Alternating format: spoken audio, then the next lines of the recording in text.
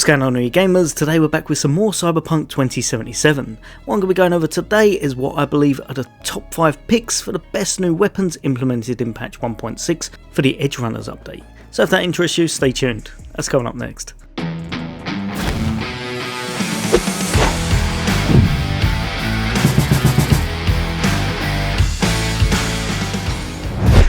Welcome back everybody. Today we're back with some more Cyberpunk 2077 and I'm going to be showing you a few weapons that you may well want to look out for, as they're absolutely awesome and some have kind of hidden mechanics about them. So jumping straight in, we're going to be going to our number 5 pick, and it's going to be this one right here, the Guts Power Shotgun. This is just a really cool weapon, made even more so because it's Rebecca's gun in the Edgerunner anime.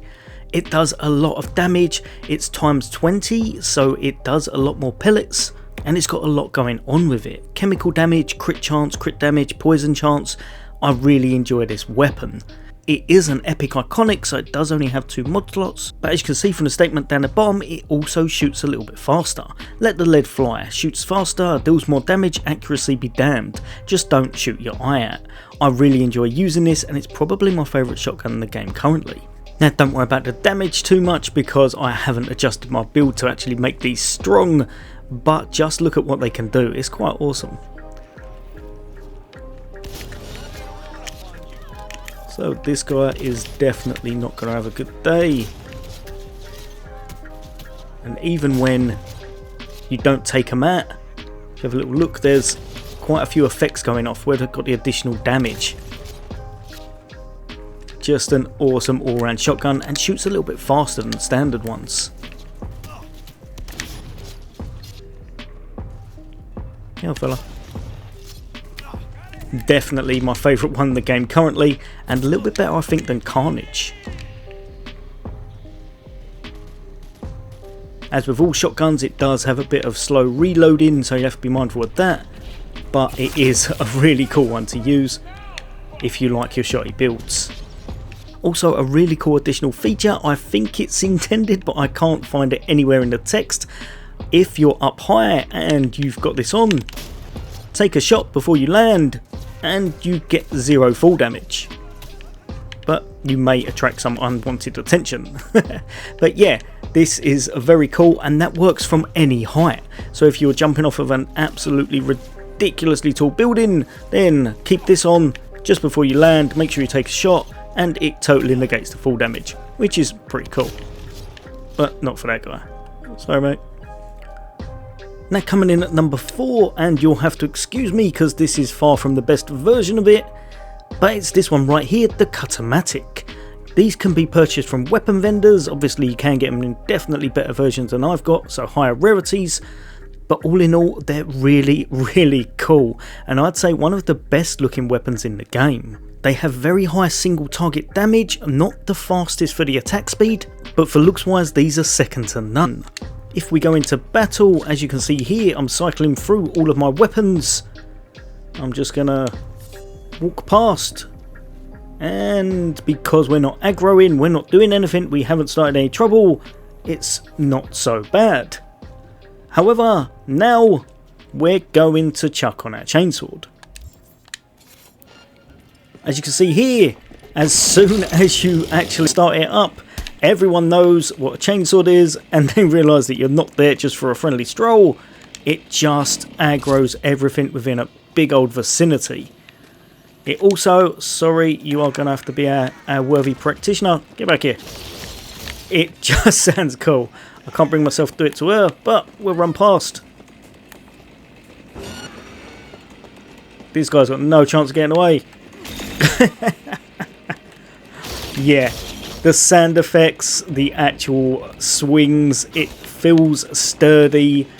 I really enjoy using this, and if you're going for a kind of 0, absolutely no chance of stealth build, this may be something you want to look at because it will definitely be a lot of fun. Like I said, big old hefty swings, nice bit of damage, and just absolutely goes to town. Definitely one of my favourite in the new, definitely one of my favourites for 1.6, and I think you can make some really tasty builds with this whilst looking ridiculously cool. Jumping over to our third spot, and we've got the Kappa Smart Pistol. Now, I'm returning to Cyberpunk, so hopefully I've not got this wrong, but as far as I can tell, this is the very first actual smart pistol that's a full auto one, and it's one of the best in the game. It does a lot of damage, it's really nice, close and personal. I'd say this is probably one you want if you're more medium to close range. The reason for that, it's got a slightly bigger hitbox, and it can target 2 areas, or sometimes also 2 people, depending on how you aim it. So if we go back to where we were, we're going to get into some trouble. And as you can see, 2 are bopping up. And we're going to hold down the trigger. This is perfect for anyone who doesn't want to keep tapping. If you like holding down that trigger, you like full auto, this may well be one to look out for.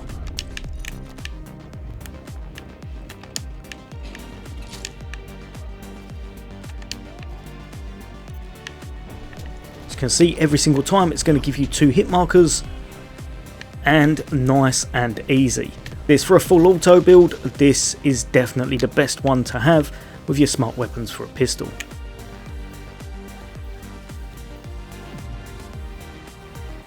From longer ranges, I didn't like this one.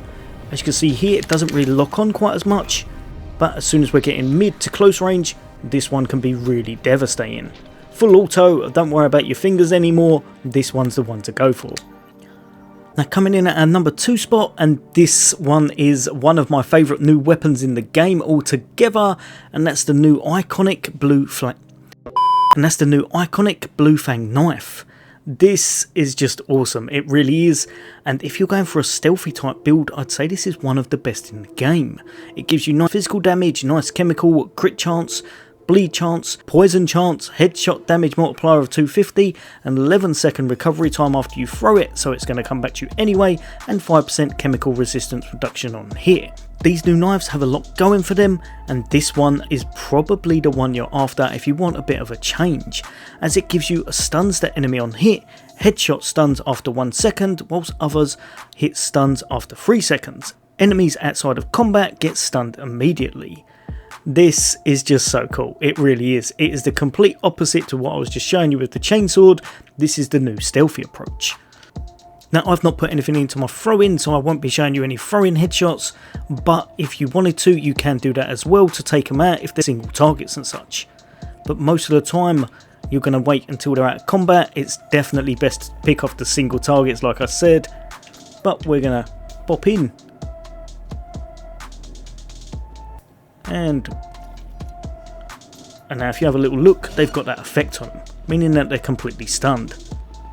That is just so cool, and there's not much that does this kind of a thing in the game.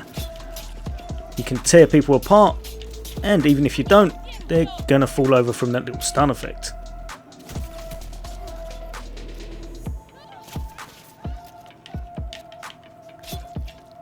I really like this one. It's got something different to it.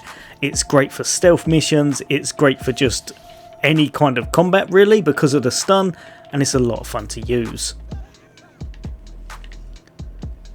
Definitely get that first one off out of combat, but even with the rest of them, as you can see, there's a lot going on. It's got the other chemicals going off, it's just a fun one to use, and there's not much like it in the game.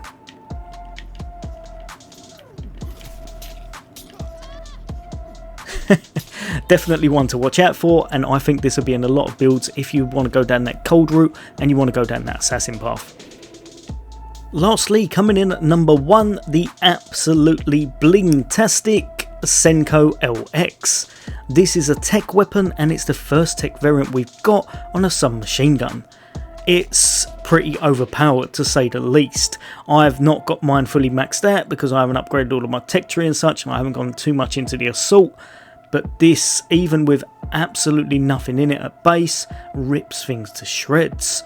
Chemical damage, charge time multiplier, charge time of 1.28, charge multiplier of 25%, poison chance as well, and a headshot damage of 100. The main reason you'll be doing this is for its fast firing. Also, if you're going to be going through kind of obstacles, cars, walls, etc., you're going to get a lot of damage per extra bullet from it. The main thing is how it looks, absolutely bling-tastic. One of the coolest looking weapons in the game. But If I show you right here, we're going to hold down the trigger. And it's just going to go completely full auto on them. And they're all going to get torn to pieces. If you spec this out right, if you really want to go down the route of just using this, you will melt pretty much anything in the game without any troubles whatsoever. If you're just doing it normally, you're going to get little taps off. Even with that, it still does some nice damage. Or you can completely hold down the trigger. Probably better when I've actually got some ammo in the clip. But yeah, as you see, you just go to town. And that's before going through stuff. So if we... Oh, he's actually trying. Right, so if we go through this...